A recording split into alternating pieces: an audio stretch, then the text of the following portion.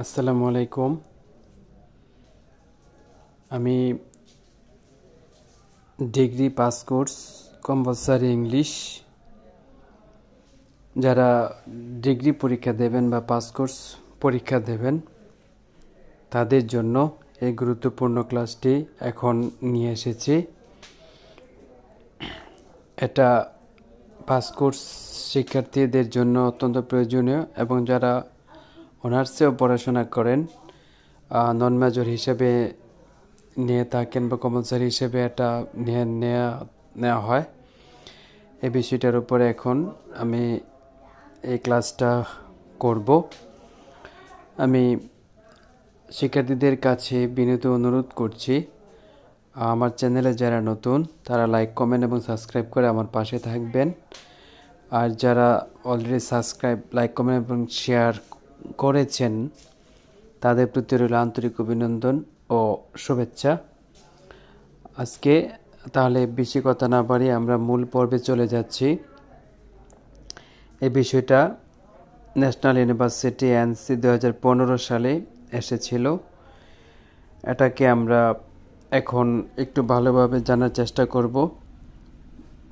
প্রশ্ন এ টাইপ এবং প্রশ্ন বি টাইপ এগুলি আনসার করার চেষ্টা করব। প্রশ্ন এ টাইপে আছে 4টা প্রশ্ন, প্রতিটা প্রশ্নে 1 নম্বর করে। আর বি টাইপে আছে শব্দার্থ লিখন 6টা লিখতে হবে। এখানে প্রতিটা প্রশ্নের জন্য 1 নম্বর করে, মোট 6টার জন্য 6 নম্বর আনসার করতে হবে। অর্থাৎ এই প্যাসেজ থেকে 10 নম্বর আনসার করতে হবে। এই 10 নম্বর আমরা কতটা সহজে আনসার করতে পারি সেই কলাকৌশলটি এখন এখানে আলোচনা করব। তাহলে আমি চলে যাচ্ছি মূল পার্টে।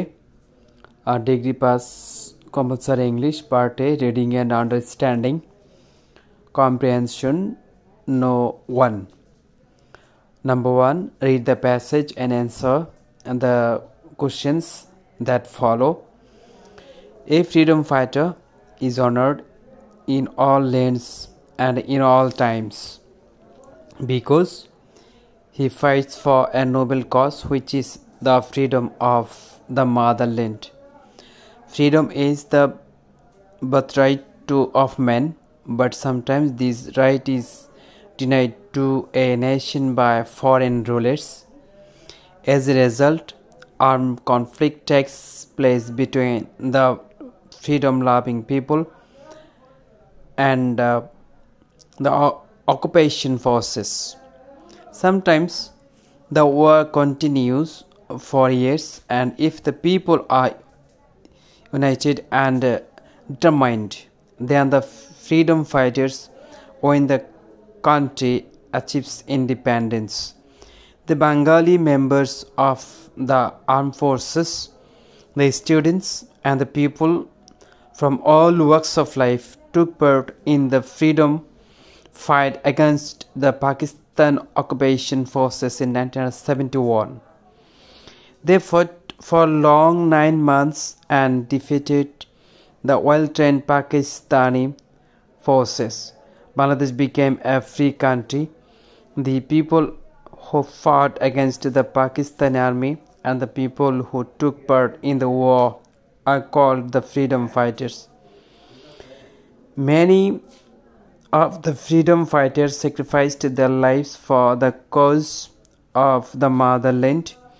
We owe our freedom to these noble freedom fighters.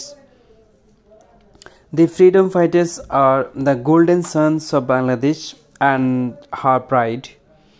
The people will cherish the memory of the valiant sons till the end of Bangladesh or the world. এই প্যাসেজটা এখন আমরা পড়লাম। এই প্যাসেজ থেকে আমরা 4টি প্রশ্ন এবং 6টি শব্দের অর্থ লিখব এবং বাক্যে প্রয়োগ দেখাবো। পাশে অনুবাদ দেওয়া আছে, অনুবাদটা এখন আমি পড়ছি না, ভিডিওটা লম্বা হয়ে যাবে এই জন্য। আর কথা না বাড়িয়ে অনুবাদটা আপনারা নিজ দায়িত্বে দেখে নেবেন। আমি এখন চলে যাচ্ছি প্রশ্নে। Type A, right answers to the following questions. Number 1, why are the freedom fighters honored in all times? এখানে বলা হয়েছে মুক্তিযোদ্ধাদেরকে সর্বকালের কেন সম্মান প্রদর্শন করা হয়? সর্বকালে মানে সর্বদা কেন সম্মান প্রদর্শন করা হয়, কেন সম্মান দেওয়া হয়, এই প্রশ্নটা। এখানে প্রশ্নটা করা হয়েছে হোয়াই দ্বারা। যদি প্রশ্ন হোয়াই দ্বারা করা হয় তাহলে উত্তরটা বিকজের মাধ্যমে আসবে। তো এখান থেকে আমরা কিভাবে সহজে প্রশ্নটা অ্যান্সার করতে পারি সেই বিষয়টা এখানে আলোচনা করা হচ্ছে। এক নম্বরটা হচ্ছে why are the freedom fighters honoured in all times. Why দ্বারা প্রশ্ন করা হয়েছে, তার মানে আমরা হোয়াইয়ের দ্বারা যেহেতু প্রশ্নটা করেছে তার মানে বিকজ ব্যবহার করতে হবে। তার মানে আমরা প্রথমেই প্রশ্নটা থেকে কিছু নেই এবং প্যাসেজ থেকে আমরা হেল্প নেব। ঠিক আছে, আগে আমরা প্রশ্নটা থেকে নেই যে হোয়াই আর আটটা চলে যাবে দ্য ফ্রিডম ফাইটার্সের পরে, এটা হচ্ছে এখানে সাবজেক্ট, এটার পরে চলে যাবে। তাহলে আমরা প্রশ্নটা থেকে নিয়ে 1 নম্বর প্রশ্নটার দিকে সবাই লক্ষ্য করেন। The freedom fighters are honoured in all times, যেহেতু হোয়াই দ্যাট প্রশ্নটা করা হয়েছে এর জন্য বিকজ হবে। বিকজ লেখার পর আমরা চলে যাব, দেখেন একদম ফার্স্ট লাইনে আমি যে উত্তরগুলো এখানে আছে প্যাসেজটার মধ্যে একটা পার্থক্য লক্ষ্য করেছেন। কিছু লাইন বোল্ড করে দেওয়া হয়েছে এবং একটু বড় করে দেওয়া হয়েছে। বোল্ড এবং বড় করে দেওয়া হয়েছে যে সেন্টেন্সগুলো, ওইখানেই উত্তরগুলো লুকিয়ে আছে। তাহলে আমরা প্রশ্নটা থেকে নিলাম the freedom fighters are honoured in all times. Why দ্বারা যেহেতু প্রশ্ন করেছে তার মানে হবে বিকজ। দেখেন 1 নম্বর লাইনে লেখা আছে বিকজ। এখানে একটা প্রশ্ন আবার লক্ষ্য রাখতে হবে, বিকজের পরে প্যাসেজে আছে because he fights third person singular subject ভার্বের সাথে ফাইটস এস যোগ হয়েছে, কিন্তু প্রশ্নের মধ্যে লেখা আছে ফ্রিডম ফাইটার্স প্লুরাল নাম্বার। ঠিক আছে, তার মানে প্রশ্ন যেভাবে করা আছে উত্তর আমাদের সেভাবেই লিখতে হবে। তার মানে প্যাসেজের যে হি আছে সেটা চেঞ্জ হয়ে যাবে, ফাইটের সাথে যে এস আছে সেটাও উঠে যাবে। তাহলে কি হবে, the freedom fighters are honoured in all time because they fight for a noble cause which is the freedom of the motherland. তাহলে আমাদের 1 নম্বর প্রশ্নের উত্তরটা এখানে হয়ে গেল। উত্তরটা দেখেন আপনারা দেওয়া আছে আনসার টু দ্য কোয়েশ্চেন 1 টাইপ এ দেওয়া আছে কি the freedom fighters are honoured in all times because they fight for a noble cause which is the freedom of the motherland. 1 number প্রশ্নটা আমরা অ্যান্সার করে ফেললাম। ঠিক আছে, তারপর 2 নম্বরে যাই। When can the freedom fighters win, কখন মুক্তিযোদ্ধারা জয়লাভ করতে পারে। এখানেও আমরা প্রশ্নটা লিখেছি প্যাসেজের উপর থেকে 1 2 3 4 5 নম্বর লাইনে লেখা আছে if the people are united and determined. এই লাইনটাতে দেখেন, এই লাইনটাতে উত্তরটা আছে, কিন্তু এখানে বলা হয়েছে when can the freedom fighters win. এখানেও কিন্তু প্লুরাল সাবজেক্ট ব্যবহার করা হয়েছে। ঠিক আছে, এবং প্রেজেন্ট ইনডিফিনিট ব্যবহার করা হয়েছে। তবে প্যাসেজে ব্যবহার করা হয়েছে ইফ দ্য পিপল আর। তাহলে এখানে যদি লোকজন ঐক্যবদ্ধ এবং দৃঢ় প্রত্যয়ী থাকে তাহলে দ্য পিপল, প্যাসেজের যে দি পিপল আছে সেটা পরিবর্তন হয়ে যাবে প্রশ্নের দ্য ফ্রিডম ফাইটার্স দিয়ে।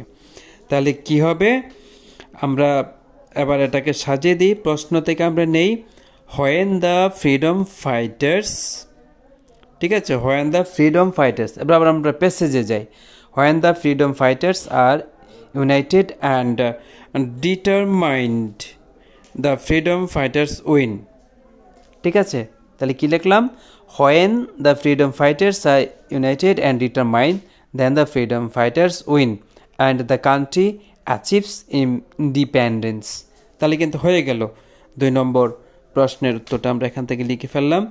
3 নম্বরটা দেখি, who are the freedom fighters of our country. আমাদের দেশের মুক্তিযোদ্ধা কারা। ঠিক আছে, আমাদের দেশের মুক্তিযোদ্ধা কে বা কারা।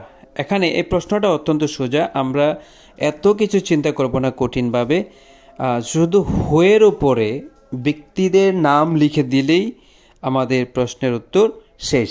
তাহলে এটা আমরা কত থেকে লিখব, দেখেন একটা লাইন আছে, 3 নম্বর উত্তরটা লিখতে, 2 নম্বর প্রশ্ন উত্তরটা লিখতে গিয়ে যেখানে আমরা শেষ করেছিলাম সেখান থেকে 3 নম্বর উত্তরটা শুরু হবে। The Bengali members of the armed forces, the students and the people from all walks of life, এতটুকু লিখব। লেখার পরে হোর জায়গাতে এতটুকু লিখব, লেখার পর হোয়ের পরের অংশটা যোগ করে দেব, are the freedom fighters of our country.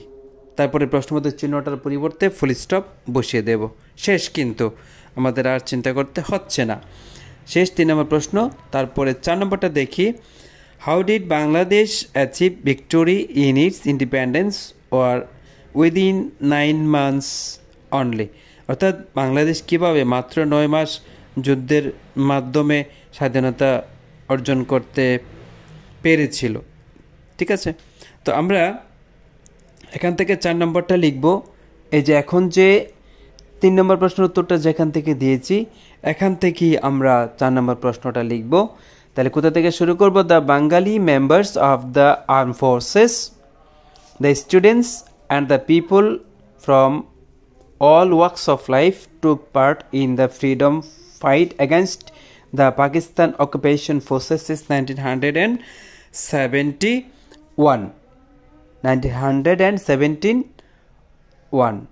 তারপরে আমরা কি লিখব? দাস দিয়ে they fought for long 9 months and defeated the well-trained Pakistani forces.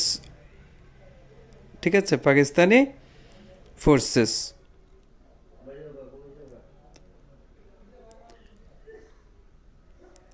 এরপরে কি 1971, তাহলে they fought against the Pakistan occupation forces 1971।